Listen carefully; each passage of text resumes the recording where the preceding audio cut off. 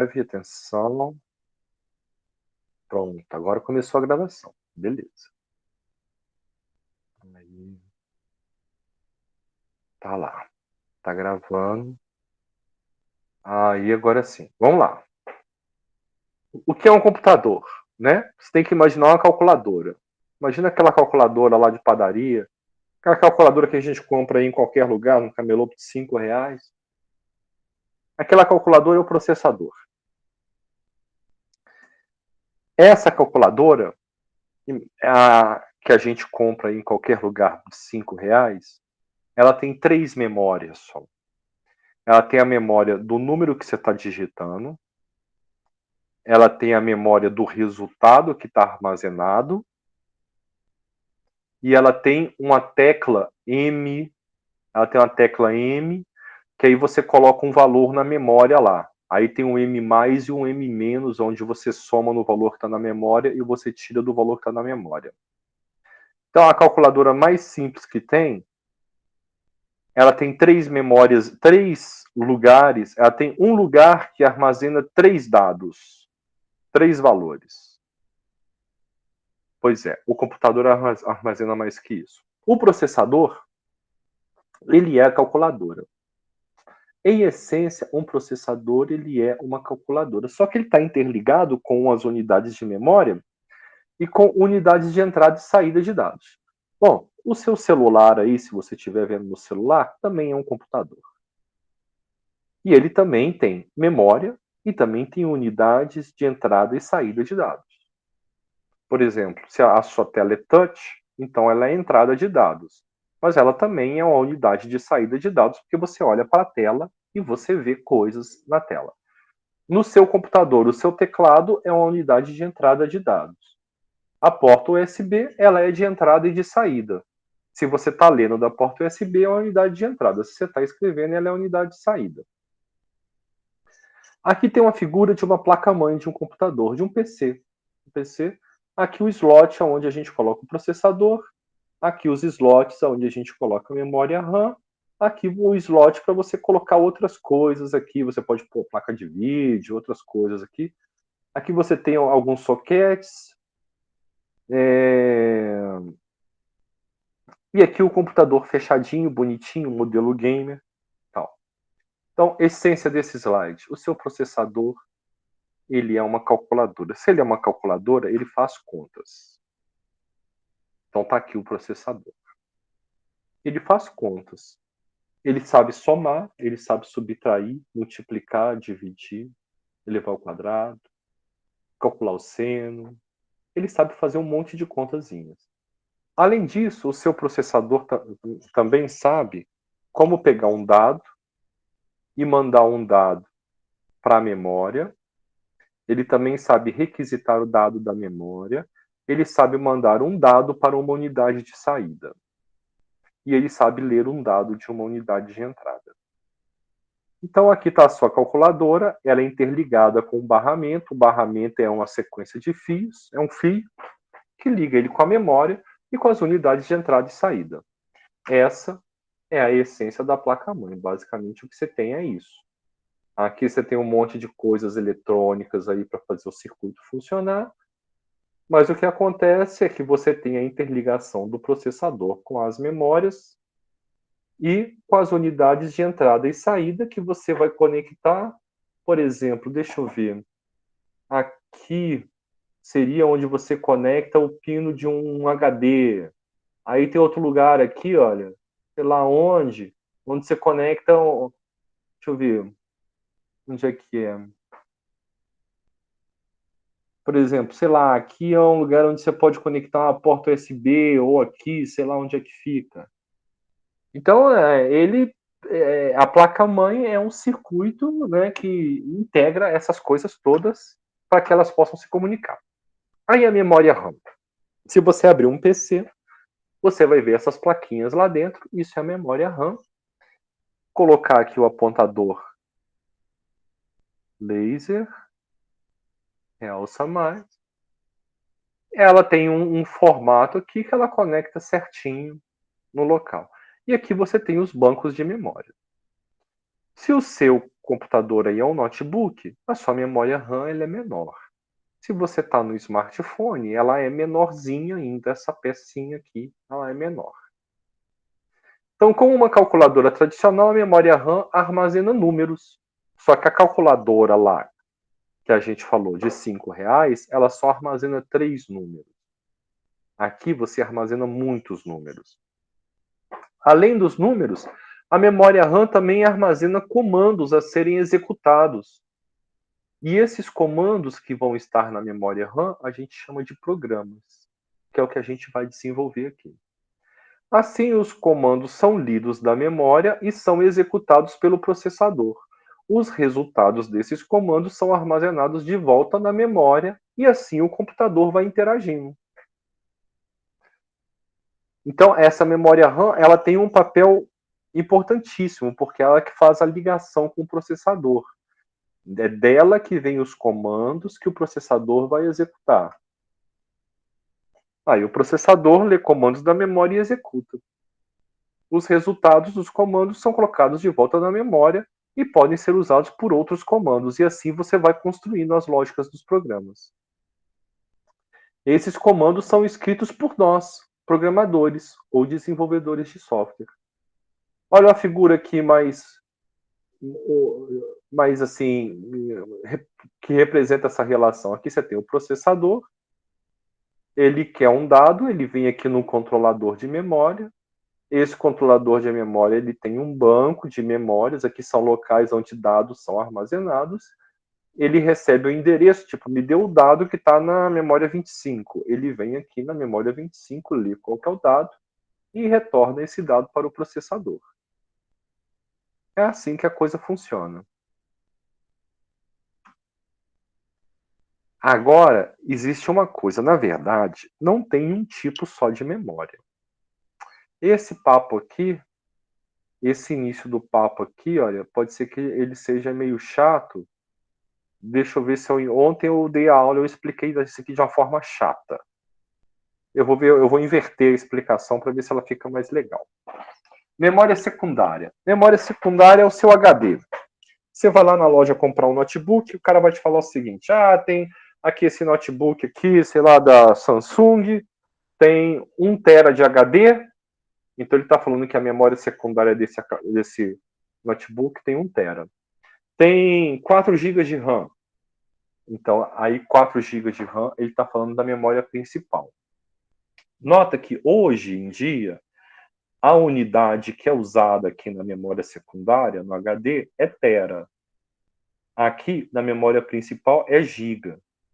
1000 gigas é 1 tera. Daqui para cá, você dividiu por 1000. Mas vai te interessar também saber, e você pode ver no seu computador aí, a hora que você ligar, como é que funciona. Você vai ter também a memória cache. Mas espera aí, deixa eu explicar como é que isso aqui funciona.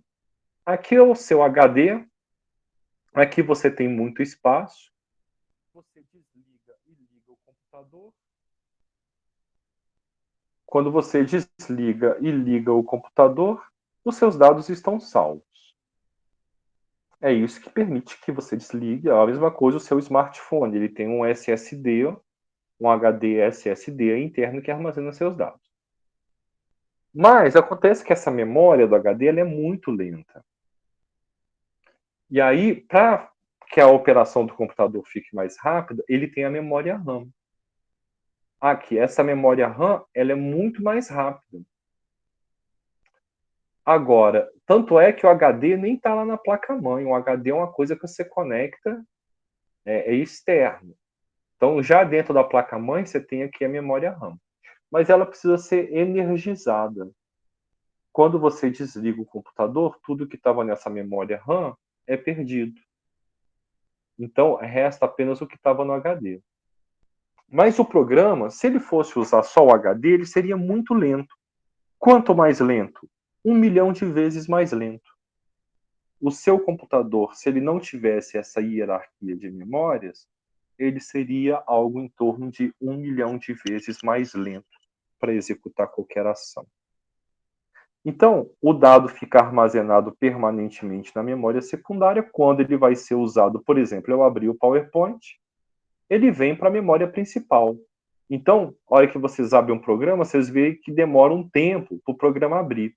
Esse tempo, e você vê que o HD mexe. Começa a fazer uns barulhos, ele está lendo o dado do HD e jogando aqui para a memória principal. Até a hora que uma porção suficiente desse programa, cada programa tem uma porção diferente, um tamanho diferente, é suficiente e aí esse programa começa a executar. Mas eles viram que eles poderiam fazer isso ficar ainda mais rápido se eles criassem uma memória RAM especial, que ela fosse mais rápida ainda. Essa RAM mais especial é a tal da memória cache. Essa memória cache, ela tem 1000 vezes menos que a memória principal. Então aqui, ó, na memória secundária você fala em tera, na memória RAM você fala em giga, na memória cache você fala em mega. Isso aqui você consegue ver, por exemplo, quando você liga o seu computador e tal. Vou até mostrar para vocês aqui, ó, que no meu dá para ver. Aqui, ó, desempenho. Aqui, ó, vai estar pequenininho para vocês, mas aqui está escrito assim, ó, cache L1, 512K. Cache L2, 2 MB. Cache L3, 12 MB. Então, dentro da cache, você tem uma hierarquia de memórias também. Aqui você tem 3 níveis. Em cima desse nível, nessa figura, esse cara colocou a memória ROM EPROM. O que é isso? Isso é um sistema que você consegue acessar a hora que o computador liga. Logo que ele ligar, você aperta F2. Geralmente é F2. Aparece rapidinho uma mensagem. F2 para setup ou F10 para setup, mas geralmente é F2. Você vai entrar num programinha de configuração da máquina, que está armazenado nessa memória ROM, porque ela é Read Only Memory, que seria a memória de apenas a leitura. Na verdade, ela não é só de leitura, porque quando seu computador começa a ficar meio velhinho, você tem que entrar lá no site do computador, vamos supor que você tem um Dell, você tem que entrar lá no site da Dell e baixar uma atualização para BIOS. A atualização da BIOS é um programa que vai vir aqui nessa memória ROM e vai escrever aqui um programa mais atual aqui para você. Então, de tempos em tempos, surgem essas atualizações de BIOS. E, obviamente, você tem que pôr do exato modelo do seu computador, porque senão você vai ter problema sério. Mas essa daqui, olha, não é uma memória que é usada por programas, é uma memória que é usada pelo computador durante o momento da inicialização. E agora você tem a última etapa da hierarquia de memória, que são os registradores. Aqui é na casa de dezenas. Se sua máquina é de 32 bits, ela vai ter 32 registradores. Se a sua máquina é mais nova e ela é de 64 bits, ela vai ter 64 registradores. Então aqui é bem igual aquela calculadorazinha do tio João lá, que tinha 3 memórias. Aqui você tem 32. Ou 64. As máquinas mais novas são todas 64 bits. Então, ao invés de armazenar 3 números, você armazena 64 números. Aonde alguns registradores eles têm funções especiais, que aqui não vai interessar muito para a gente falar sobre isso, mas eles estão dentro do processador.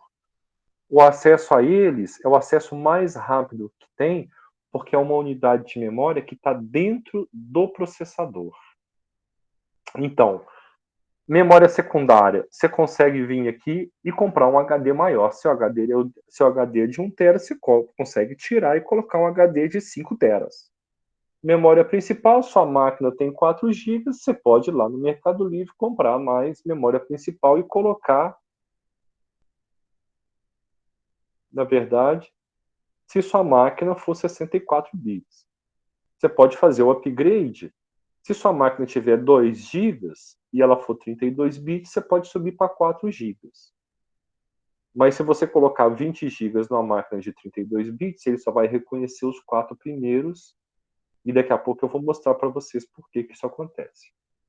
A memória cache, isso aqui você não consegue mudar, não. Isso aqui eu acho que já é soldado na placa-mãe. Isso aqui não é um treco que você tira e põe. Isso aqui já é da...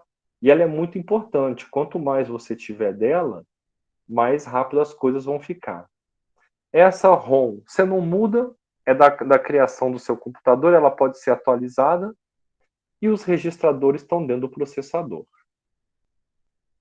Se você tem uma placa-mãe de 32 bits, você vai ter que ter um processador de 32 bits, porque é assim que a coisa vai funcionar. Ele tem que ter ali a quantidade de fios, né, de entradas e saídas, as coisas têm que bater para encaixar. Deixa eu ver aqui. O que é isso aqui? Sobre aqui, eu quero falar agora umas coisas mais legais aqui para vocês. Deixa eu ver aqui até onde isso vai. Pam, pam, pam. Nós vamos até esse slide aqui.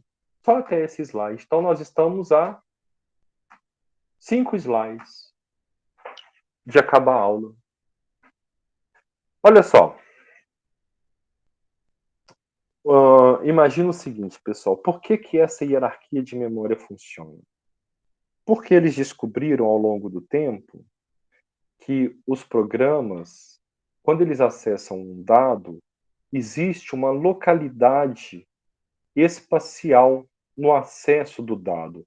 Por exemplo, se eu pego a posição 25 de memória, a maioria dos programas daí a pouco vai pedir a posição 26 e daí a pouco vai pedir a posição 27.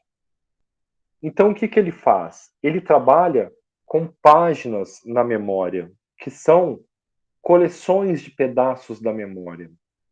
Quando eu peço um dado da página que tem lá a memória 25, eu não trago só a memória 25 para a memória.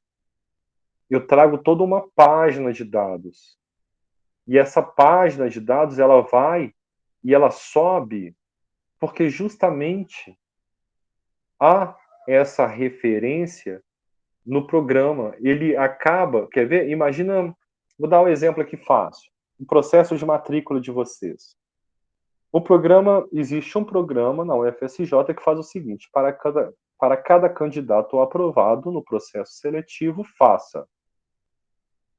execute a matrícula do candidato. O que é executar a matrícula do candidato? É pegar todos os seus dados, nome, CPF, endereço, nome da mãe, diploma, não sei o quê, um montão de dados, e em cima desses dados, pegar e inserir isso no sistema da UFSJ e vincular você ao curso correto. Esse é um exemplo dessa localidade espacial de acesso. Porque, na verdade, o programa não vai interessar só em ler o seu CPF. Ele vai ler o seu CPF, seu nome, o nome da mãe, o nome do pai, o endereço, o RG, vai ler um monte de coisa ali.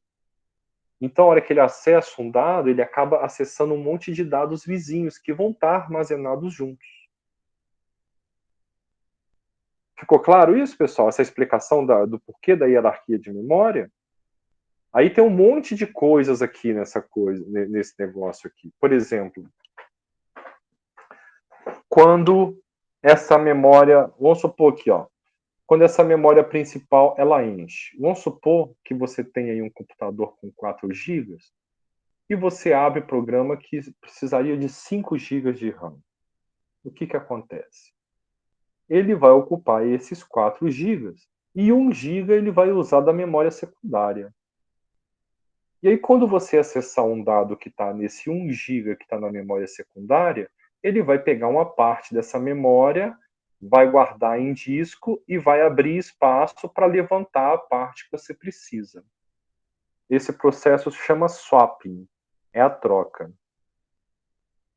Se você abrir muitos programas no seu computador, você vai notar o seguinte: o disco vai ficar com muito acesso. Se você abrir muitos mesmo, assim, você tem que estourar a capacidade da memória principal dele. Deixa eu ver o meu aqui como é que tá. Meu aqui,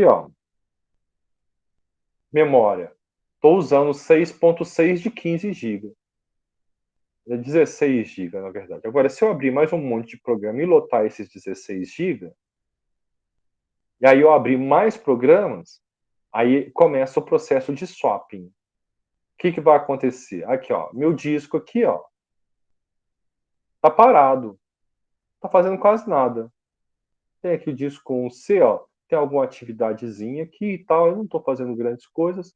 O Wi-Fi está transmitindo muito para vocês.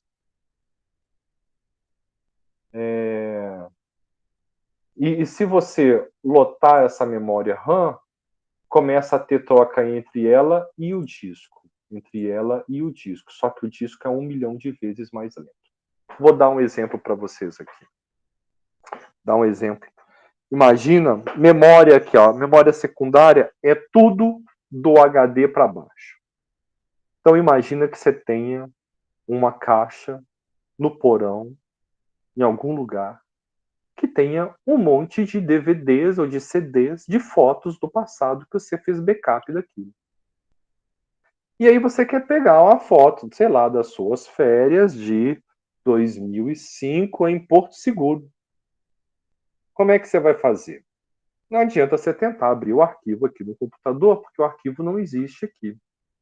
Então você vai se levantar do computador, você vai lá na caixa, vai procurar naquela caixa, cadê o DVD? Aí você vai achar o DVD, vai trazer, vai colocar aqui na unidade de leitura, ele vai ler o conteúdo do DVD, você vai escolher a foto e ele vai trazer a foto para a memória principal. Isso demorou muito mais tempo do que se você tivesse uma cópia da foto aqui no seu HD. Você só abriria a pasta e mostraria a memória. Mas o que você fez? Você usou o mesmo raciocínio que os projetistas do computador usaram. Coisa que você vai acessar com menos frequência, você limpa do seu HD e armazena em dispositivos secundários. Agora, esse tempo todo que você demorou para ir lá, achar a caixa, procurar dentro da caixa qual que é o CD, trazer o CD, colocar aqui, o computador ficou, entre aspas, ocioso. Esse foi um tempo que foi perdido. Que ele mostra qual que é a diferença, ele te dá uma ideia da diferença entre esses níveis de memória. E o mesmo raciocínio acontece quando ele precisa de um dado. O dado não está aqui no registrador, ele vem na memória principal pegar ou na cache, né? Tem sempre o da cache. Está na cache? Não. Está na memória RAM? Não. Aí o processador sabe que ele vai ficar um grande tempo ocioso. Porque até o controlador de disco ir lá, achar esse trem no disco, pegar, carregar e botar na memória, isso é um tempo muito longo. O que o computador faz? Ele larga o seu programa de lado, manda o controlador de disco achar esse dado que você quer e ele começa a executar outros programas. O computador, ele está executando um monte de programas aqui. Cadê? Vamos ver aqui, ó. Olha aqui. Tem um Google Chrome aqui, tem mais 9 janelas do Google Chrome aqui, não sei porque que tem 9, porque esse Google Chrome é um comedor de memória. Ó, isso daqui é programa que ele está rodando. Olha só. E todos esses programas, a gente tem a impressão de que todos estão rodando ao mesmo tempo. Mas não estão todos rodando ao mesmo tempo. Só que além, aqui ó, eu vim na aba processos, tem a aba serviços também. Aqui ó, serviços em execução. Vou colocar aqui ó, só os em execução. Vamos vir descendo aqui. Além daqueles ali, ele está rodando isso tudo aqui também. Aqui já está no parado. Então isso aqui deve ter mais de 200, 300 programas rodando nesse computador aqui. Pois bem, como é que ele faz? A estratégia que ele usa para rodar esses programas é a seguinte. Imagina que você tem que arrumar o banheiro, a sala e a cozinha. Você recebeu essa tarefa. você vai arrumar o banheiro, a sala e a cozinha. Como é que é a forma mais eficiente da gente fazer? A forma mais eficiente é, você escolhe um dos três, banheiro, lava o banheiro. Depois você escolhe um dos dois lá, sala. Você vai na sala e arruma a sala. Depois você vai para a cozinha e arruma a cozinha toda. Essa é a forma mais econômica. Mais econômica. Mas o computador não trabalha assim, não. Qual que é a forma que daria mais impacto? Suponha aí que sua mãe mandou você arrumar os três. Se você quer impressionar, você começa pelo trabalho menor. Ah, o trabalho menor é a cozinha, que é só lavar meia dúzia de pratos e não sei o quê. Então você corre e faz a cozinha primeiro, é o menor trabalho. Aí depois você olha, tem a sala e tem o banheiro. Ah, e essa sala aqui eu vou engalobar aqui com um pano no chão aqui, passo um pano na mesa, vai ser mais rápido que o banheiro, que eu vou ter que jogar água sanitária e fazer aquela confusão. Aí você vai para a sala e depois você vai para o banheiro. Assim, se você fizer assim, o seu cliente vai ficar mais satisfeito do que se você começar pelo trabalho que demora mais. Que aí você demora mais tempo a ter a primeira entrega. Beleza, o computador poderia funcionar assim se ele fosse monotarefa, mas o computador ele é multitarefa. Então, como é que ele opera? Ele tem ele tem embutido esse esqueminha que eu falei, ele escolhe o menor trabalho para dar vazão primeiro, mas a cada instante de tempo ele vai oscilando entre as tarefas. Então ele arrumaria a casa assim, ó. Ele pega o pinho-sol e leva para o banheiro. Aí depois ele pega a vassoura e coloca na sala. Aí depois ele vai na cozinha e coloca água no primeiro copo. Aí ele volta no banheiro e aí ele chega com o rodo. Aí depois ele vai na sala, aí ele pega, sei lá, veja, detergente, sei lá o que você passa no chão da sala. Ele joga detergente no chão da sala. Aí ele vai lá no copo da cozinha e passa a bucha uma vez. Aí ele para, volta no banheiro, já tem o rodo lá. Aí ele pega, passa o rodo uma vez no banheiro. Aí ele vai na cozinha, passa o pano em cima da mesa só uma vez. Pum. Aí ele vai lá na cozinha e passa mais uma rodada de bucha no copo. E assim ele vai fazendo, só que ele vai fazendo rapidão. E quando isso é feito rapidão, quem olha tem a impressão de que ele está fazendo tudo ao mesmo tempo. Ele faz tão rápido esse chaveamento que você acha que ele está executando todas essas coisas ao mesmo tempo. Que você vê o banheiro sendo arrumado, a sala sendo arrumada e a cozinha sendo arrumada, todas em paralelo. Mas na verdade não é isso que está acontecendo. A cada instante de tempo, ele está fazendo, ele está fazendo uma coisa só. Agora, se a gente tentar adotar essa estratégia para arrumar casa, ela é perdedora. Porque você tem um custo muito alto, que o computador tem esse custo para você chavear a tarefa. Por exemplo, você caminhar até o banheiro e pegar lá a vassoura e dar uma vassourada só no chão com o pinho-sol. Aí você larga a vassoura lá, vai em cima da mesa lá, você tem que tirar a poeira da mesa. Aí você pega o pano e passa, pum, só em uma partezinha. Depois você vai lá na pia, pega o copo e põe a bucha ali dentro e dá uma girada. Aí você volta no banheiro, mais uma vassourada no banheiro, limpa mais um pedacinho de 15 centímetros de mesa, vai na cozinha, mais uma bucha. O tempo que a gente gasta se movimentando entre os cômodos é muito grande. É muito grande. E esse tempo o computador gasta também. Esse mesmo tempo o computador gasta. Só que assim a gente tem a percepção de que diversas tarefas estão sendo feitas ao mesmo tempo. Mas uma grande parte do custo computacional é ele chaveando entre as atividades. E um momento ótimo para ele chavear entre as atividades é justamente quando você pede um dado da memória secundária. Isso aqui é como se fosse o seguinte: é como se você tivesse um ajudante e você fala o seguinte: mãe, traz o rodo aqui para eu limpar o banheiro. Enquanto o rodo não chega no banheiro, você não volta no banheiro. Aí você fica só sala e cozinha, sala e cozinha, sala e cozinha, sala e cozinha. Na hora que ela fala assim, aí a sua mãe é o controlador de disco, na verdade. Ela fala assim, o rodo tá no banheiro. Aí você tem que voltar pro banheiro. Aí você volta banheiro, sala, cozinha, banheiro, sala, cozinha, banheiro, sala, cozinha. Aí, vamos supor que na sala você precisa do aspirador de pó. Aí você tem um controlador de disco. Você fala, mãe, traz aspirador de pó para a sala. Aí você fica banheiro, cozinha, banheiro, cozinha, banheiro, cozinha, banheiro, cozinha, banheiro, cozinha. Até a hora que ela te fala, o aspirador de pó tá na sala. Aí você volta, banheiro, sala, cozinha, banheiro, sala, cozinha. É assim que o computador funciona. Ficou claro aí ó, o exemplo? Deu para entender o que é o multitarefa? Ninguém falou nada no chat? Não tem um. Entendi. Beleza. Beleza. Pelo menos então, um eu já salvei. 2, 3, 4. Outra. Já tá indo bem. Ó, agora começou a aparecer um monte. Qual a estratégia que eles têm? Olha aqui nesse computador meu aqui, ó. Esse aqui é um desktop, não é um notebook. Vamos ver aqui, ó. Desempenho. Vai estar aqui, deixa eu ver, desempenho. CPU. CPU. Vai estar aqui embaixo. Vocês não vão conseguir ler, mas eu vou ler para vocês.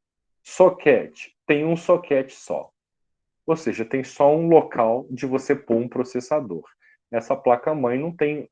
Você pode ter uma placa-mãe que tem local para você pôr mais de um processador. Essa aqui só suporta um. Núcleos, 8. Peraí, Shift Print Screen aqui. Ó. Win, Paint, aqui. Ó, aqui. Tá muito pequenininho. Agora vai ficar maior. Opa, peraí. Agora ficou maior para vocês. Aí, ó, pô, foi o cara nessa daqui. É a primeira vez que eu tenho essa ideia, hein? Tá aqui, ó. Processos. 231 processos. Tarefas executando. 2.877. Identificadores. 103.297. Tempo de atividade, 1 hora e 20 minutos. Velocidade base, 3 GHz. Ou seja, o processador, ele tem um clock de 3 bilhões de vezes por segundo. Número de socket, 1. Quantidade de núcleos que ele tem, 8. Aqui é uma mãe que tem 8 filhos. Então, é bem esse o raciocínio. O que acontece? Ao invés de ser só uma... Se núcleos aqui fosse 1, era o exemplo de você limpando o banheiro, a sala e a cozinha. Ele tem 8 núcleos, então são 8 irmãos. Só que limpar banheiro, sala e cozinha, você pode subdividir em tarefas. Limpar o banheiro tem limpar o box, limpar a área que você toma banho, limpar a privada, limpar a pia, limpar o chão. Pelo menos essa. E limpar o armário. Deve ter um armário no banheiro em algum lugar. Tem também recolher o lixo do banheiro. Opa, já apareceram um monte de tarefas aí. A sala é uma infinidade, e a cozinha também. Então são 8 irmãos que vão dividindo. Aqui, ó, processo. O processo no nosso caso, seriam 3. Limpar banheiro, limpar sala, limpar cozinha. Agora, dentro desses processos, você tem as threads, que são as tarefas. Por isso que aqui ó, você tem 230 processos e 2.877 threads. Porque no limpar o banheiro você tem limpar o vaso, limpar o box, recolher o lixo, limpar a pia, limpar o armário, pegar a roupa e colocar no local de roupa suja. Então, dentro de um processo, você tem um monte de subtarefas ali dentro. É igual a nossa vida real mesmo. Aqui, ó, cache L1, que eu falei com vocês, 512. Cache L2, 2 MB. Cache L3, 12 MB. Então, tá bom. Vamos lá. Vamos ver o que eu estou falando para vocês aqui. Hierarquia de memória. Eu também falei uma coisa com vocês, né? Eu falei que se o computador é 32 bits, o máximo de memória que ele vai conseguir ter são 4 GB de memória RAM. Então, se alguém tentar te vender um computador de 32 bits com 8 GB de RAM, isso aí é pegadinha do malandro. Por quê? Vamos lá por quê. Vou abrir aqui o Excel. Nós vamos falar sobre o que é bit agora. Bit é a menor unidade de informação que tem no computador. Por exemplo, quer ver? Eu tenho uma unidade de informação para vocês. Eu posso mandar um sinal para vocês, abrindo e fechando a câmera. É uma forma de comunicação. Você pode se comunicar com o apartamento que está do lado, piscando luzes. Você olhando aí no seu teto, você deve ter uma luz aí no seu quarto. Vamos pegar aqui a lâmpada. Uma lâmpada. Vou pegar aqui, ó, sem colocar acento em lâmpada. Eu sei que lâmpada tem acento ali. Eu não estou preocupado com isso, não. Preocupado aqui em explicar para você o que é um bit de memória. A lâmpada. A lâmpada, ela tem dois estados. A lâmpada, ela pode estar ligada ou desligada. É isso. Então, um bit de memória é isso, é a menor unidade de informação. Imagina o bit como se fosse uma lâmpada. Essa lâmpada pode estar ligada ou pode estar desligada. O que significa ela estar ligada? Não, depende do contexto.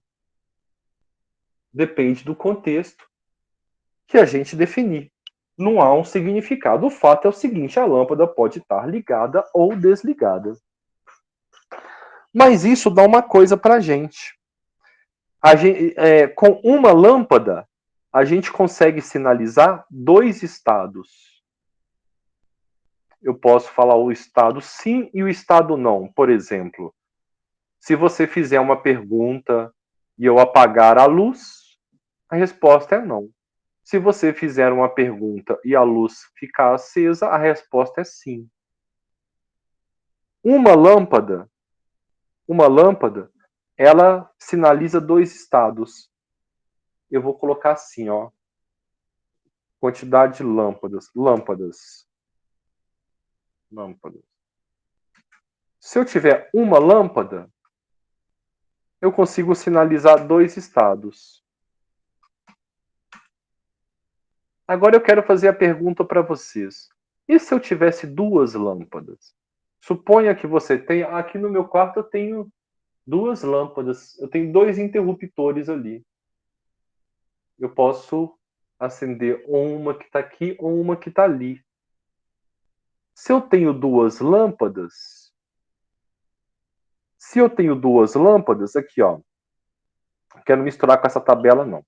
Eu tenho a lâmpada 1 e eu tenho a lâmpada 2. Eu posso fazer o seguinte. Eu posso deixar a lâmpada 1 apagada, a lâmpada 2 apagada. Isso aqui é uma informação, é um estado. Eu posso deixar a lâmpada 1 apagada e a lâmpada 2 acesa. É um outro estado. Eu posso deixar a lâmpada 1 acesa e a lâmpada 2 apagada. É um outro estado. E eu posso deixar a lâmpada 1 acesa e a lâmpada 2 acesa. Olha aqui, ó. Com duas lâmpadas, eu consigo sinalizar 4 estados. Todo mundo concorda? Dá um sim aí no chat, quem concorda. Que com duas lâmpadas eu consigo fazer 4 estados. Então agora eu tenho que te dar, né? Por exemplo, se você me fizer uma pergunta, agora a resposta não é só sim e não. Ela pode ser. Ela já tem 4 estados de resposta. Vamos lá. Então, se eu tiver duas lâmpadas, eu tenho 4 estados.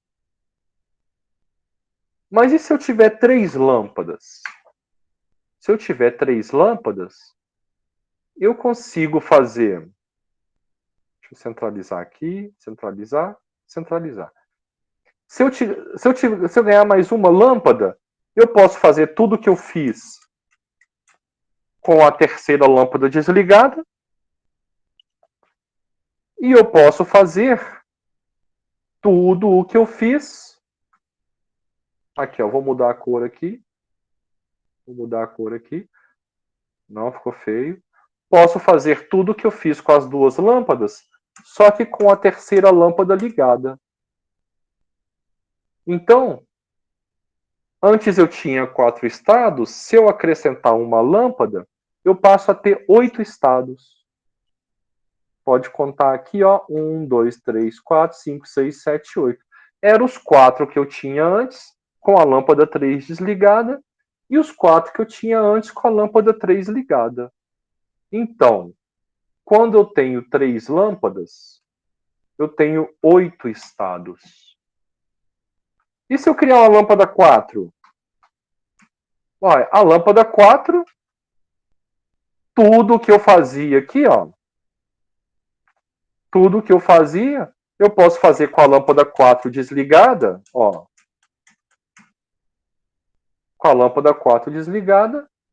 E eu posso também fazer a mesma coisa. Agora eu vou marcar aqui maior. E eu posso fazer a mesma coisa que eu vou colocar aqui. Vou tentar mudar a cor dessa coisa aqui para virar uma cor diferente. Aqui. Vou reduzir um pouquinho a tela. Eu posso fazer tudo que eu fazia com a lâmpada 1, 2 e 3, com a lâmpada 4 desligada. Agora eu posso fazer com ela ligada também. Aí. E eu vou ter aqui os 8 estados que eu tinha antes, mais os outros 8 estados. Se eu tiver, então, 4 lâmpadas, eu vou conseguir fazer 16. Qual que é a moral da história aqui? Existe uma fórmula que relaciona isso. A quantidade de estados, ela é igual a 2 elevado à quantidade de lâmpadas que eu tenho. Eu não vou escrever assim não, vou escrever assim, ó. 2 elevado a 1. Aqui, ó, essa coluna aqui que é importante. Aqui, com 2 lâmpadas, eu tenho 4 estados, porque é 2 elevado a 2. Com 3 lâmpadas, eu tenho 8 estados, porque é 2 elevado a 3. Com 4 lâmpadas, eu tenho 16 estados, porque é 2 elevado a 4. E a gente pode seguir essa tabela. E aí vocês vão ver que vai dar os números que vocês estão acostumados a ver no computador. Então aqui eu vou escrever como fórmula, ó, 2 elevado, vou escrever como fórmula aqui, para a gente fazer essa tabela grande, ó. Aqui virou tudo fórmula. Agora, nós vamos crescer isso daqui. Deixa eu ver, tem que pegar aqui e arrastar. Deixa eu ver se está dando certo. Vamos até 32. 32 só. 32.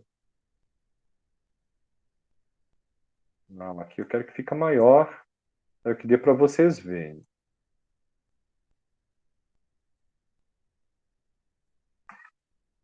Olha só o que aconteceu. Deixa eu ver aqui na tela como é que está o tamanho. Com uma lâmpada, eu tenho 2 estados. Com 2 lâmpadas, eu tenho 4. Se eu colocar as linhas aqui, ó, vai ajudar vocês a ver todas as bordas. E esse número aqui, eu quero colocar o de milhar. Não quero casa decimal. E eu quero centralizado. Quero tudo centralizado. Vai. Centraliza, filho. Quer não? Aqui. Não quer centralizar, não. Tá com raiva. Tá bom. E aqui vai aparecer os números que vocês veem frequentemente na computação.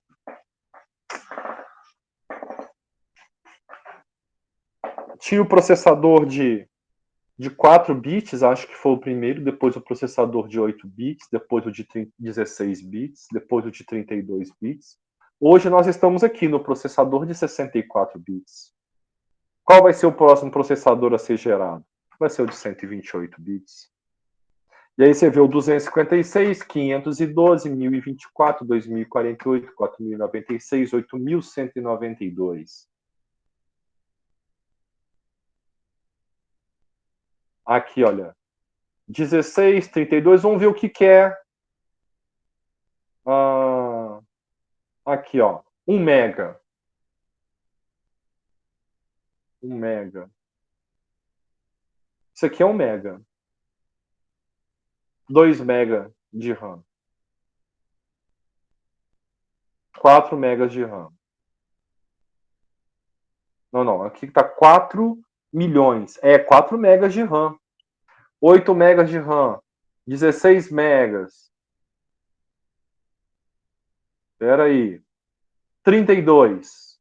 Se eu tenho uma máquina de 32 bits, quanto que ele pode ter? 4 bilhões 294 milhões 967 mil 296 estados possíveis. Então, se sua máquina é de 32 bits, ou seja, se você tem 32 lâmpadas, a maior quantidade de estados que você pode sinalizar é essa daí, é de 4 bilhões. 4 bilhões, vamos fazer aqui, ó, esse número aqui, dividido por 1024, quanto que dá? Deu 4 milhões de kbytes. Então, vamos dividir por 1024 de novo. Dividido por 1024. Agora deu 4.000 megas. Vamos dividir por 1024 de novo. Deu 4 GB. Aqui, ó. Aqui é os 4 GB. Compreenderam por que é tudo múltiplo de 2? Porque é sempre 2 elevado a algum valor. Por isso que você vê 128, 256, 512, 1024, 2048, 4096 e tal. É sempre um múltiplo de 2. Lâmpadas, as lâmpadas ligadas, a gente vai chamar aqui de bits. E aqui, quantidade de estados passíveis de representação. Pronto. Então, o que é o bit? É a lâmpada ligada ou desligada. Quanto mais lâmpadas ligadas ou desligadas... Aqui, ó, nós podemos pegar essa tabela e crescer. Vamos crescer isso aqui até 64? Ó, o limite de RAM que você pode ter no seu computador de 32 bits é esse. Mas e no de 64? Vamos ter que crescer um pouco aqui, ó. 64. Ixi, Maria. Deu um número grande. Eu não sei ler esse número aqui, não. Vou aumentar aqui o número de 64. Potencialmente, você pode ter essa quantidade de memória RAM no seu sistema. Aqui é 1000, milhão, bilhão, trilhão, quatrilhão, quinquilhão. É isso? É. Vamos pegar isso aqui e vamos colocar em notação científica. Assim não está dando para ler, não. Vamos ver que número é esse aqui. 1,84 vezes 10 elevado a 19. Com 64 bits, ou seja, com 64 lâmpadas, você representa qualquer número entre 1 e 18 mil, milhão, bilhão, trilhão, quatrilhão, quinquilhão. Entre 0 e 18 quinquilhões. 1,8 vezes 10 elevado a 19 é a quantidade aproximada de grãos de areia que existem em todas as praias do planeta. É estimado entre 10 elevado a 19 e 10 elevado a 23 grãos de areia que existem em todas as praias do mundo, somado, né? Um número grande. É um número bem grande.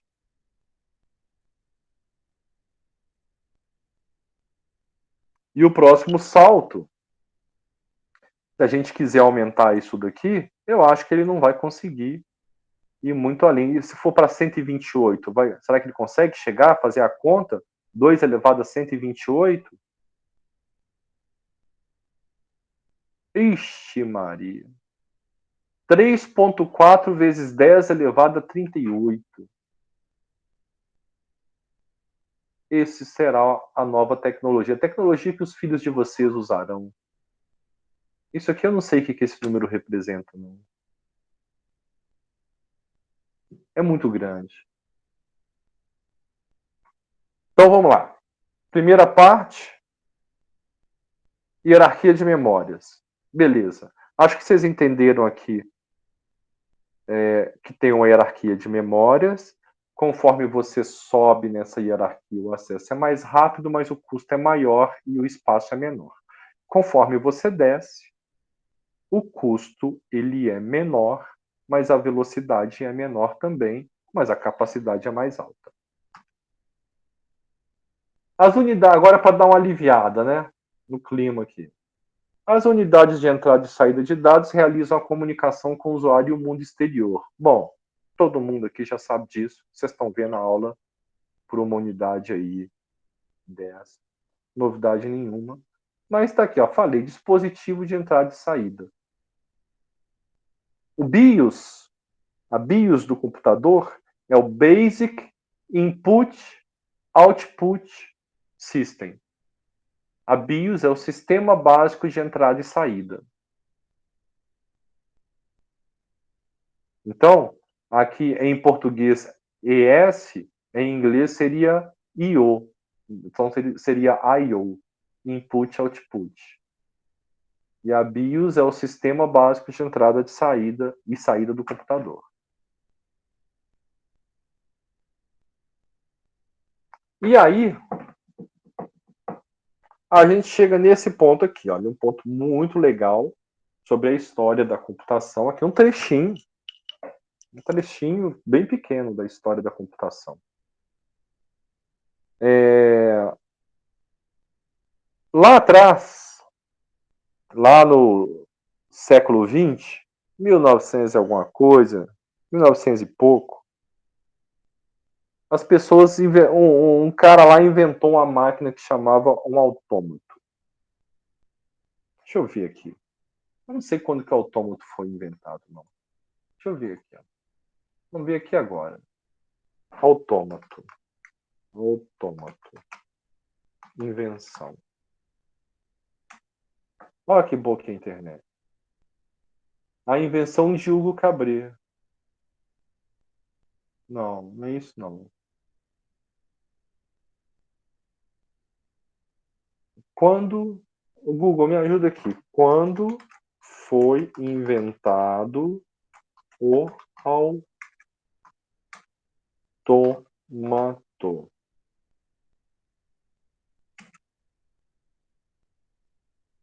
Em 1770. Criado por um funcionário público húngaro e apresentado pela primeira vez em Viena em 1770, o turco nasceu no fim da Era do Ouro dos autômatos, máquinas que imitam seres vivos como homens ou os animais, e no início da Era do maquinário industrial. Então, em 1770, o turco inventou um autômato. Fala assim, o que isso tem a ver comigo? Não, frequentemente você tem contato com autômatos.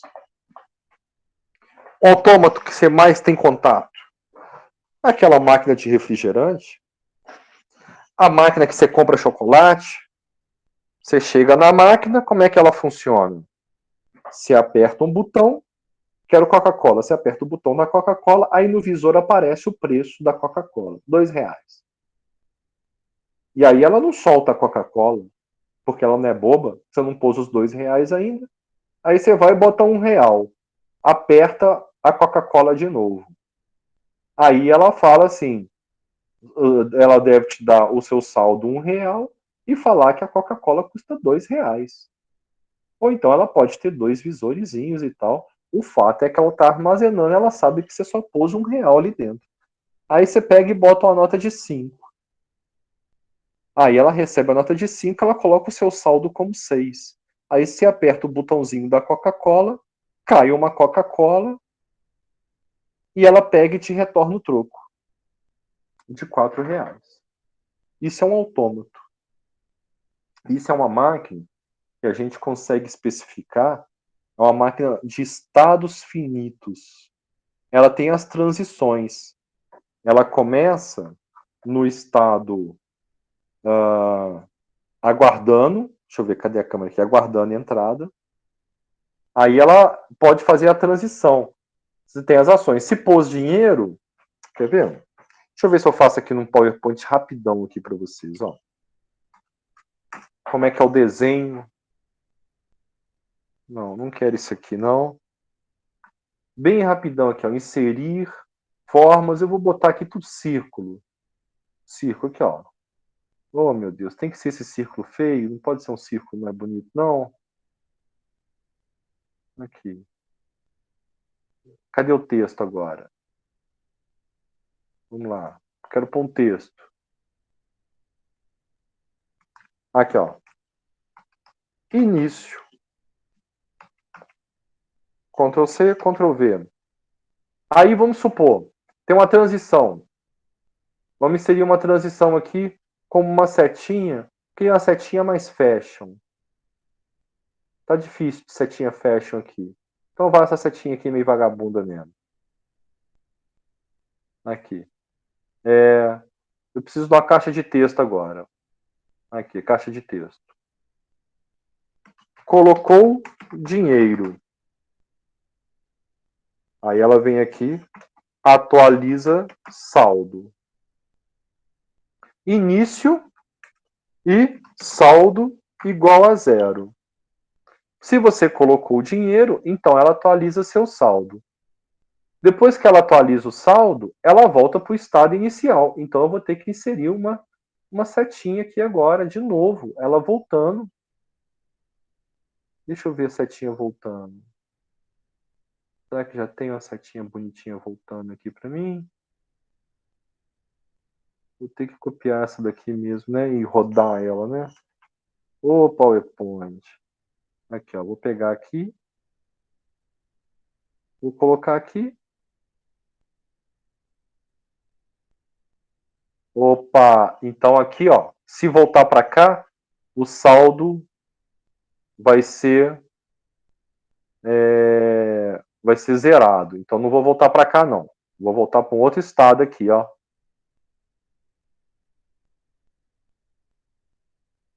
Como é que ela começa? Ela começa o início, saldo igual a 0.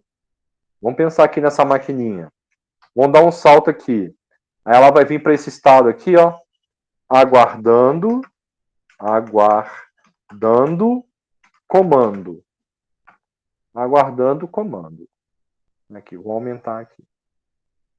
Então daqui ela vem para cá. Aqui, ó. A máquina vem, saldo igual a 0, aguardando o comando. Colocou o dinheiro. Opa, colocou o dinheiro, ela vem para esse estado aqui, ó. Deixa eu pegar aqui e eu vou jogar para cá. Vira? Veio para cá. Atualiza saldo. Atualiza saldo se a pessoa colocou dinheiro. E aí o que ela faz? Agora sim, ela volta para o aguardando comando. Aí ela volta aqui para o aguardando comando. Aí o que a pessoa pode fazer? Ela pode ficar colocando dinheiro, atualizando o saldo aqui, tal, vai ficar aqui. Ela pode também pedir a bebida. Ela pode também comprar, ela só vai vender Coca-Cola. Aqui, nossa máquina aqui, ó, nós estamos fazendo ela correndo, ela só vende Coca-Cola, mas é só você colocar mais estados aqui, você consegue vender o que você quiser nessa máquina. Vai ter o botão aqui que a pessoa vai apertar, que vai ser o seguinte: liberar produto. Vai ser assim, ó, liberar produto. Aí o que ela vai fazer aqui dentro? A hora que você clicar em liberar o produto, ela vai ter que fazer um teste. Ela vai ter que fazer um teste Se saldo maior que valor,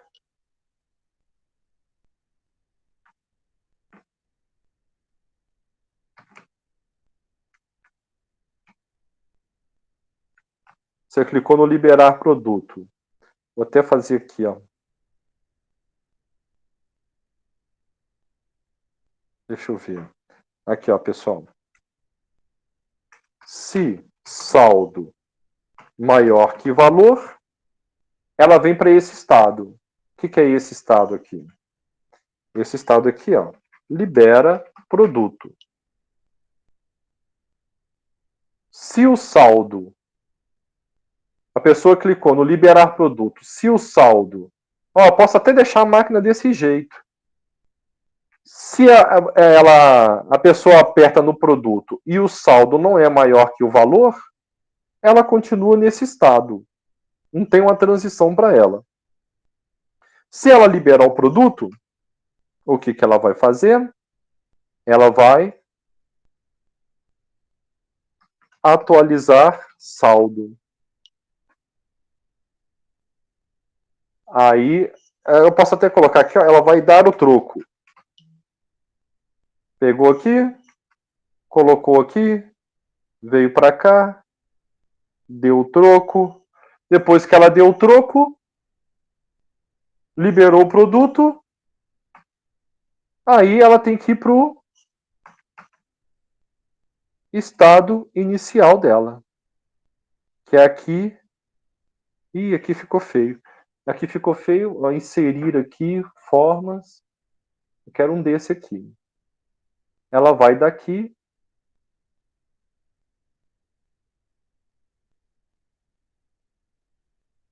para cá. Vamos que trem safado, hein? Aqui, ó. Vai daqui para cá.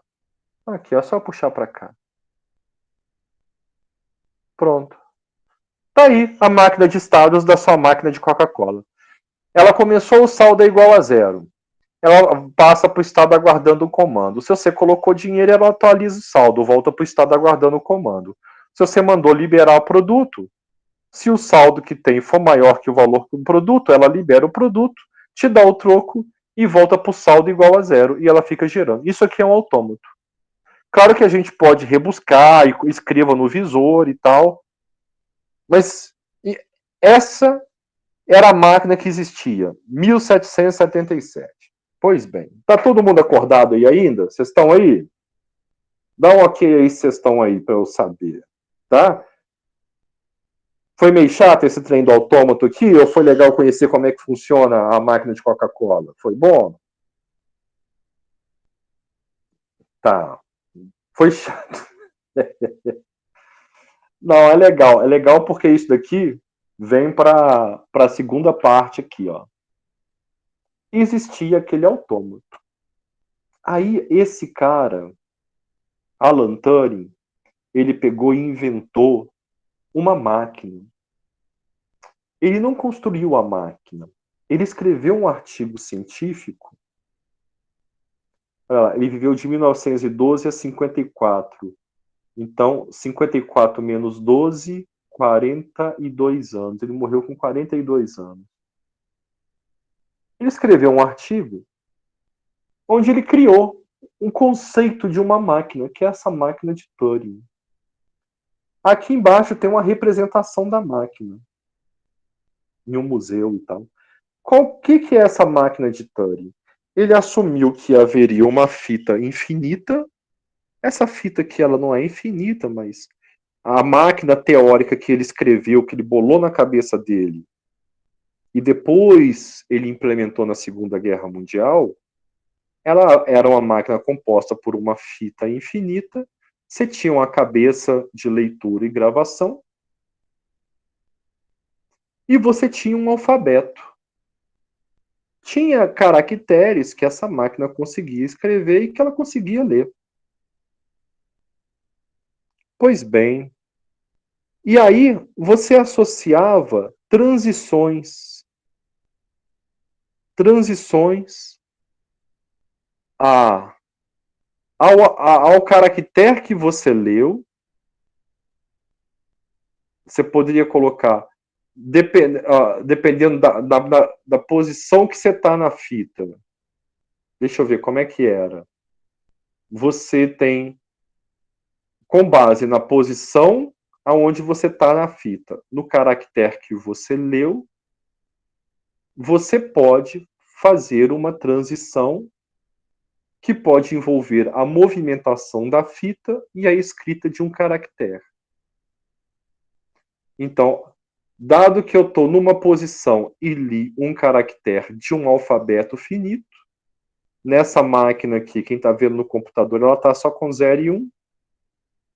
Você poderia definir, mas a definição dele é assim, ó, tem um alfabeto, tem um conjunto de caracteres que essa máquina consegue ler e escrever.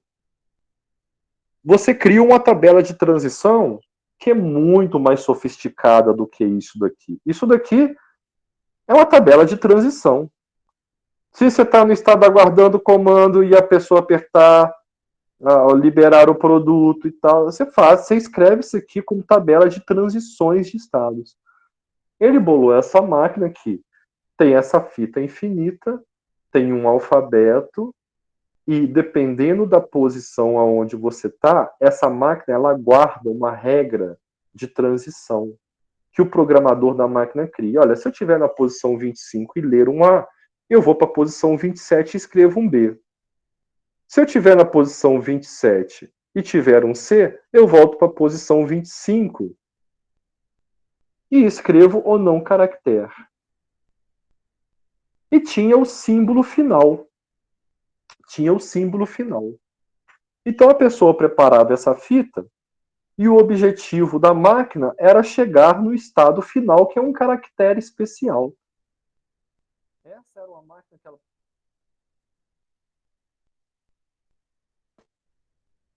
Essa é uma máquina que ela é muito boa para reconhecer padrões. Você põe uma palavra, por exemplo, quero saber se uma palavra é palíndromo. Né? Palíndromo é tipo assim, Mussum. Você pode ler de trás para frente e de frente para trás. Isso é um dos exercícios que na disciplina de teoria da computação a gente fazia, criar uma máquina de Turing, ou seja, criar o alfabeto e o conjunto de transições para você reconhecer se uma máquina é palíndromo. O que acontece? Você pega, cria uma regra de transição e vai lendo. A máquina vai lendo cada um dos caracteres e vai fazendo as transições. Se, quando acabar a entrada, a máquina estiver no símbolo de parada, quer dizer que a palavra foi reconhecida.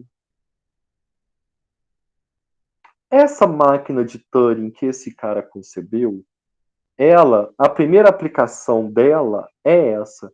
Se a máquina, depois de ler uma entrada, chegar no terminar a computação nos caracteres de parada, que é um símbolo especial, é porque ela funcionou. E aí o pessoal viu isso.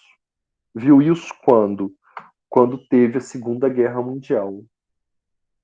Tinha um pequeno problema na Segunda Guerra Mundial, que era o seguinte: era fazer... Isso aqui, ó, é tarefa de casa para vocês, tá?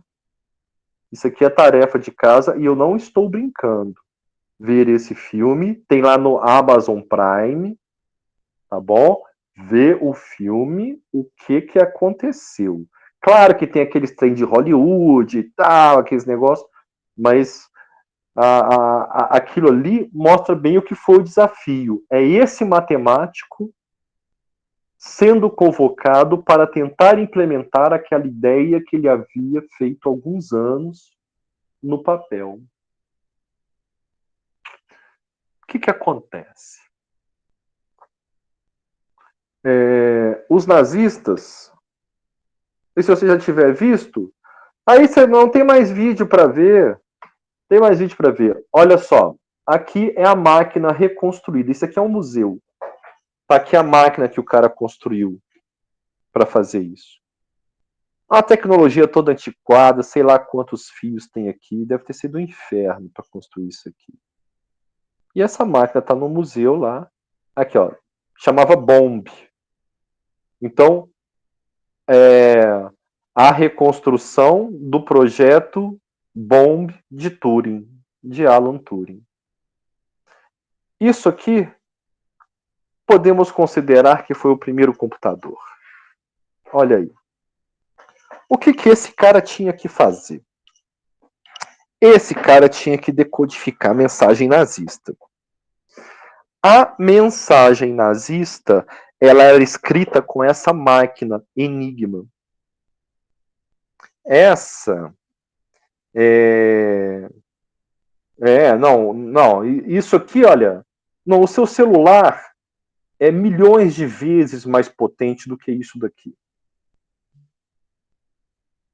Olha só, todo dia à meia-noite, isso aqui é uma máquina de escrever. Ela tinha umas regulagens aqui. Tinha umas coisas que se regulavam. Todo dia à meia-noite, os nazistas passavam a regulagem da máquina. E eles passavam essa regulagem de forma criptografada. E aí, com base em cada um dos botõezinhos que você gerasse um pouquinho, ela dava, não sei se... Tem lá o filme aqui para vocês assistirem, de uma reprodução dessa máquina no Museu da Universidade Federal do Rio Grande do Sul. Tem o professor lá explicando. Eu vou chutar aqui, tipo assim, tem 3 milhões de combinações que você pode fazer. É um trem muito grande. E aí, chegava meia-noite, os nazistas sincronizavam e falavam a configuração da máquina, igual o cofre. Vai pôr na posição 25 essa chave, na posição 38 essa, põe essa chave na posição 22, aquela na 17. E o operador digitava o texto ali. Só que o texto ele era cifrado de uma forma muito maluca. E havia muitas formas de cifrar. Cifrar texto é uma coisa muito legal. Isso é usado até hoje. Quando você faz uma conexão, aparece no seu browser HTTPS, é que a conexão é segura e está tendo um esquema de criptografia de ponta a ponta. O que os americanos tentavam fazer? Eles conseguiam capturar algumas dessas comunicações e eles tentavam decodificar, só que não conseguiam. E aí chamaram esse cara para implementar essa máquina. O objetivo dessa máquina é que ela conseguisse bater os padrões e identificar o que significava cada caractere para eles poderem traduzir a mensagem. Deixa eu te mostrar agora um exemplo de criptografia bobão. Bobão. Olha aqui, ó, vou escrever mensagens para vocês. Vocês não vão adivinhar o que é, duvido muito que vão. E vocês vão ver que é muito fácil.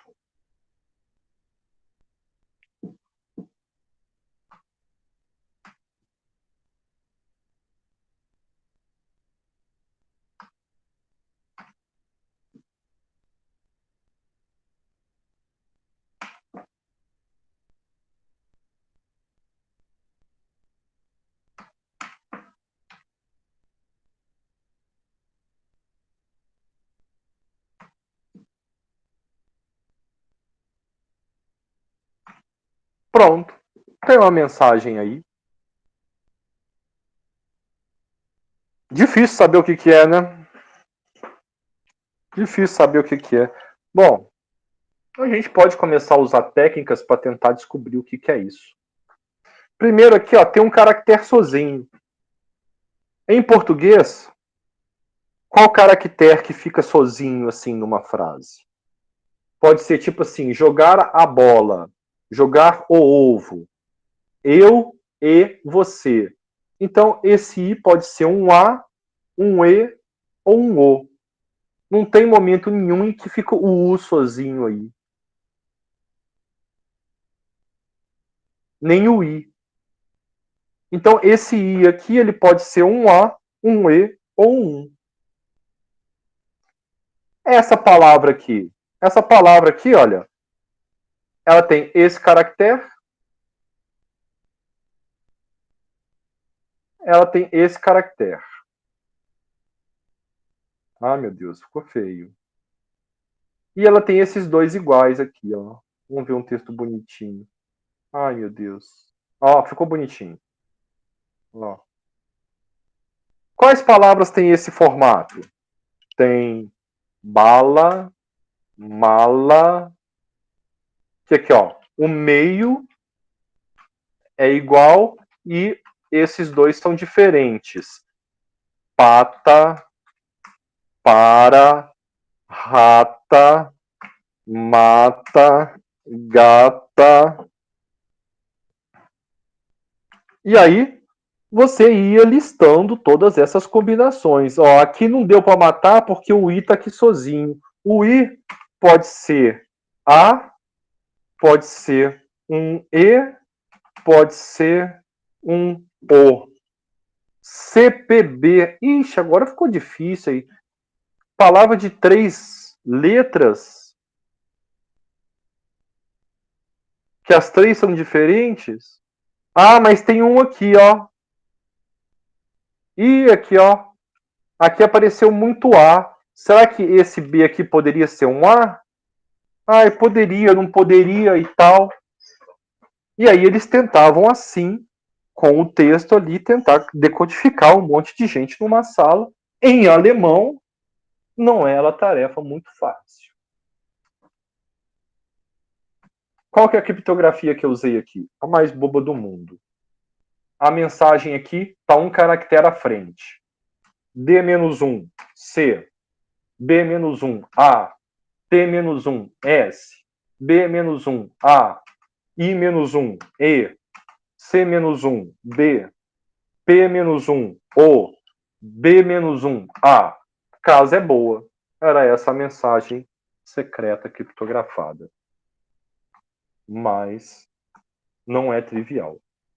Essa é uma criptografia bobíssima. Só que a Enigma, por exemplo, eu poderia criar esquemas muito mais complexos. Por exemplo, se o A estiver depois de um S, vai aparecer com um X. Se o E estiver sozinho, ele vai alternar entre T, B ou C. Entendeu? Aqui vai-se a imaginação para você criar o esquema que você quiser de criptografia. Na verdade, e aí eles tinham que descobrir isso. E aí o cara começou a criar a máquina, e a máquina dele era perfeita para isso. Só que não dava tempo, porque a máquina dele não conseguia, até o final do dia, descobrir o código. E aí dava meia-noite, o código mudava. Aí a máquina, os caracteres que ela tinha ficado com as opções, ela não conseguia eliminar as opções. Aí dava meia-noite, o código mudava, eles ligavam a máquina de novo e continuava processando de novo. Chegava meia-noite, a máquina ainda não tinha conseguido fazer todas as combinações até você ter uma mensagem factível.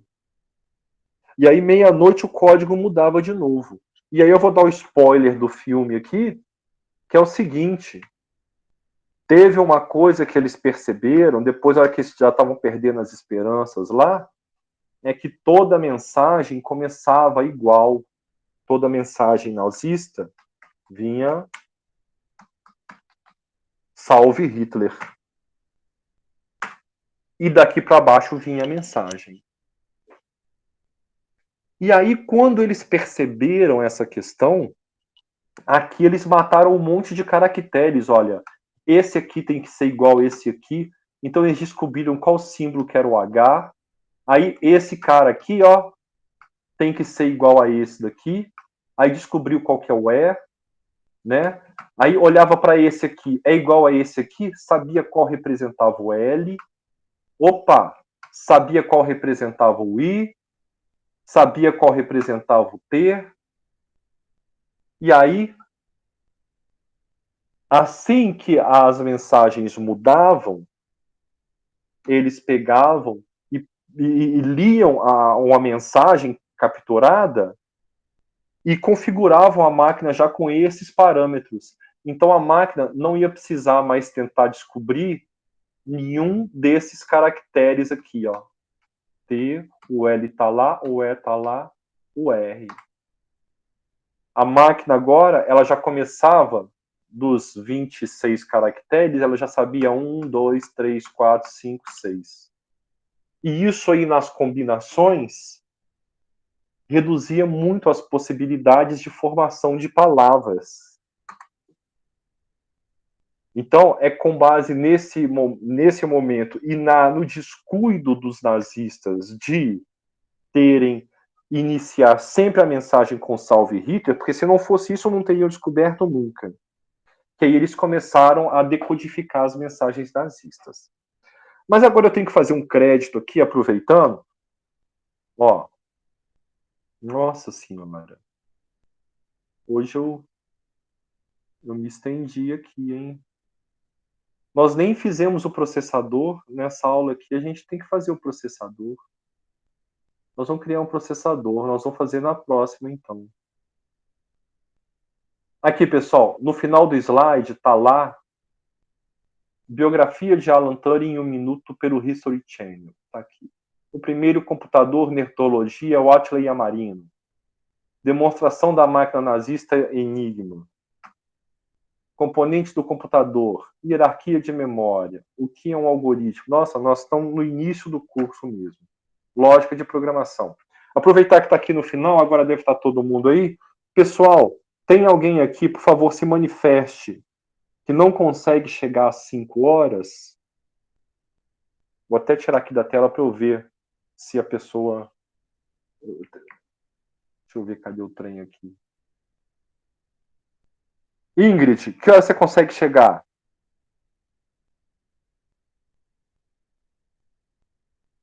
Vai, gente, conversa comigo. Ah, só 18. Tem mais alguém, pessoal? Por favor, me explica aqui a situação.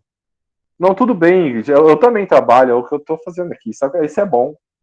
Ruim é quem não trabalha. Olha só. Tem mais alguém? Por mim, tudo bem. Cheguei atrasado hoje por descuido. Aí, olha aí, ó. Aí, ó. A Ingrid trabalhando e o cara lá zoando aí. Ingrid, todo dia você só chega às 18 horas. Abre o microfone aí, fala comigo. Nas terças é Então, no mesmo horário. Normalmente é às 6 horas que eu consigo chegar. Mas dependendo, se for só uma vez na semana, eu posso ver se eu consigo sair do serviço um pouquinho mais cedo. Então tá, nós vamos fazer o seguinte, olha, Ingrid, eu tenho muita coisa legal para contar para vocês. Aqui eu ainda não consegui nem fazer a aula que eu fiz com o pessoal lá, eu estou devendo. Nós vamos fazer agora o projeto de um processador aqui nós mesmos. Eu tenho que falar também, tirar o crédito dos americanos da Segunda Guerra Mundial ali. Agora, seria muito bom, ô Ingrid, você pode assistir essa aula comigo na terça às 5 horas, é a mesma aula, ou você pode assistir na quarta às 5 horas. É a mesma aula, tirando que hoje eu atrasei um pouco aqui no início, porque a outra turma já chegou às 5 horas logo e já falou, né, esse negócio de 18 horas, isso é frescura, nós vamos vir todo mundo às 5 horas mesmo. Aí eu já toquei o terror ali. Aqui eu fiquei dando um tempinho aí para ver se o pessoal chegava e para não dar essa discrepância de quem chega às 6 com quem chega às 5. Eu gostaria de pedir muito que você tentasse negociar no seu serviço. Álvaro Matos quer participar agora. Que você visse lá no seu serviço se ou terça ou quarta seria melhor que você assistisse a próxima aula na quarta. Mas aí eu vou equilibrar as turmas. E aí vai andar junto. Você pode assistir tanto na terça quanto na quarta. Vai ter um link lá no portal para aula de terça, um link para aula na quarta. Que aí você assistisse a aula comigo a partir das 5. Será que você consegue em algum dia? Tentar isso lá com a chefia?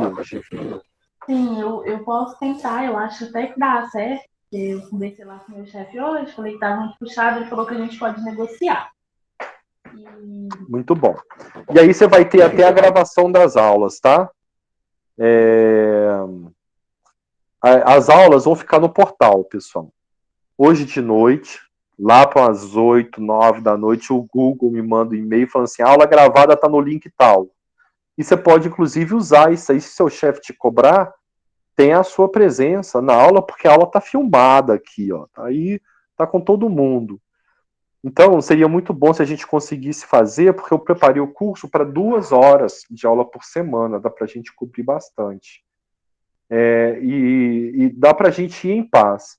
Nesse começo eu fico muito empolgado, que tem muita coisa que eu queria contar para vocês, mas daqui a pouco o curso vai ficar mais leve, mais tranquilo, e tudo vai estar gravado, Henrique. Se der um problema, você não precisa brigar com seu chefe, não. A aula vai estar lá no portal, aí se você chegar às 6, você vai assistir de 6 para frente, mas aí você pega e depois você assiste 1 hora lá, de 5 às 6, para você ver o que aconteceu. Tem a parte das explicações, mas do meio do curso para frente vai ser a gente resolvendo exercício, que inclusive vai ter monitor para você,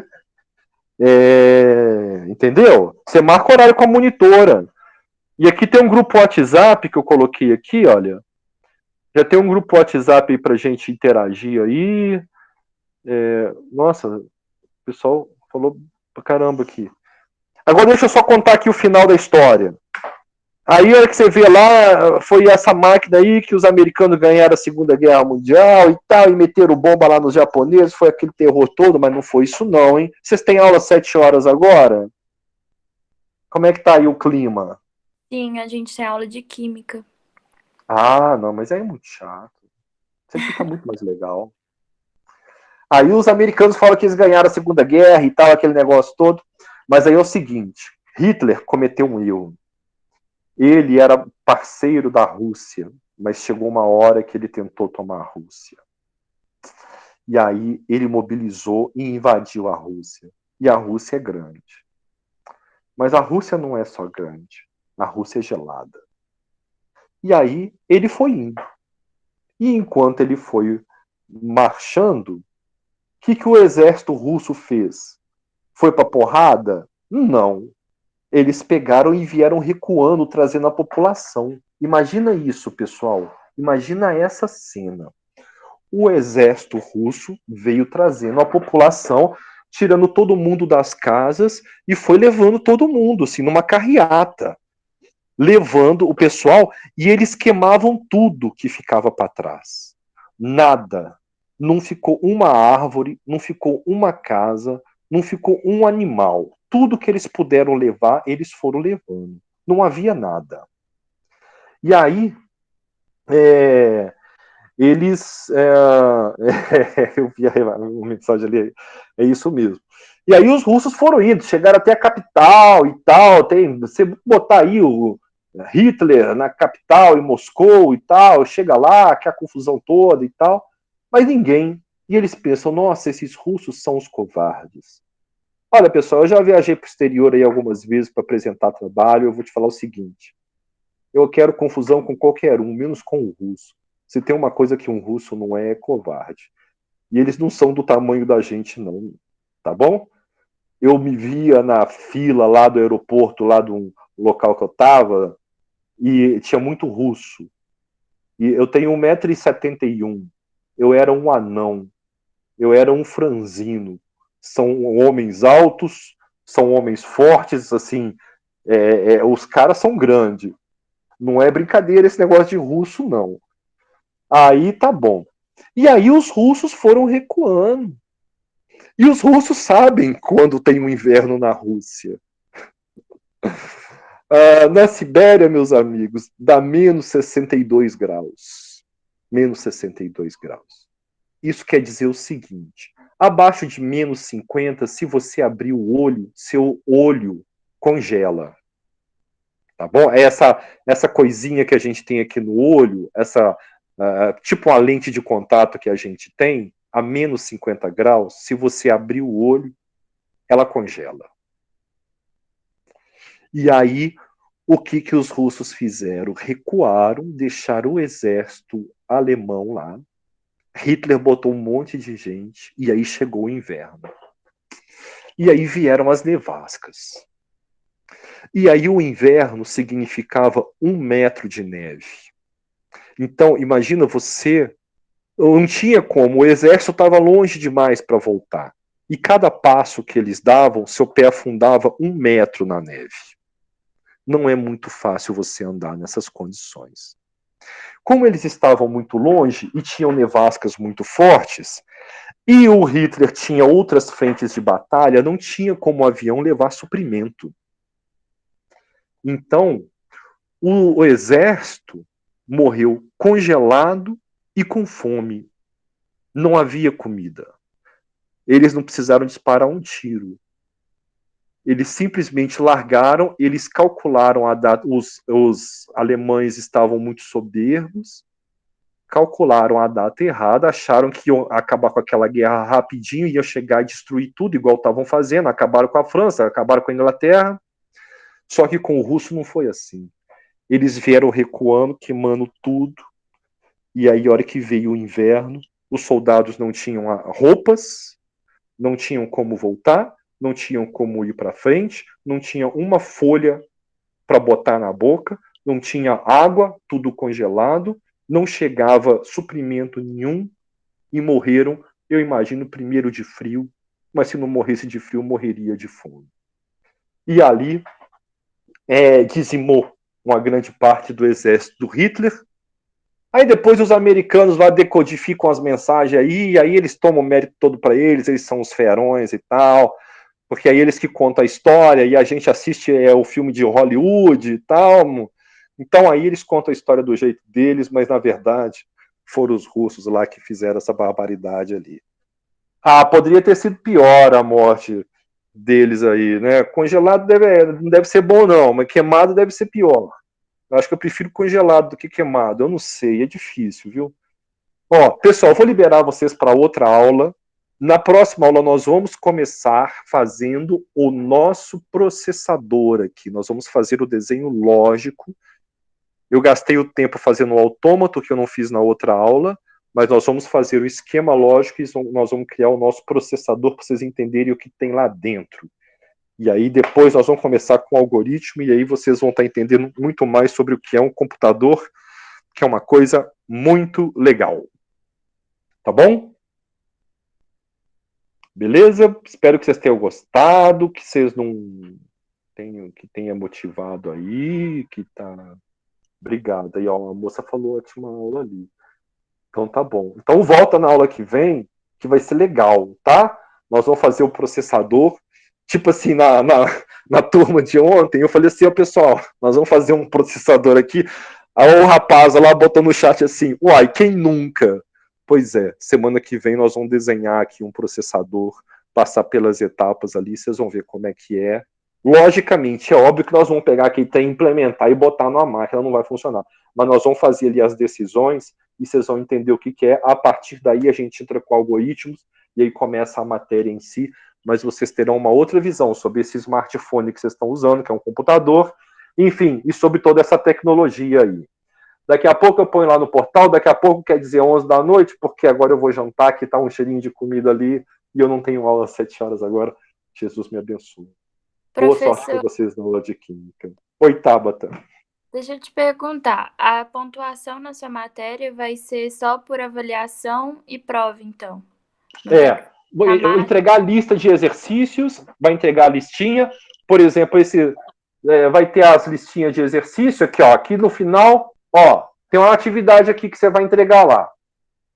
Então você vai entregar as listinhas e vai ter as provas. Mas a atividade não precisa fazer ainda não, eu não acabei o slide não, é só quando eu acabar o slide. Mas é para entregar por e-mail ou pela plataforma? No portal, tudo no portal. Tá bom. Tá bom? Preocupa com os pontos não, mas vai ser tranquilo. Só vem nas aulas que vai dar certo. Ok, professor. Obrigada.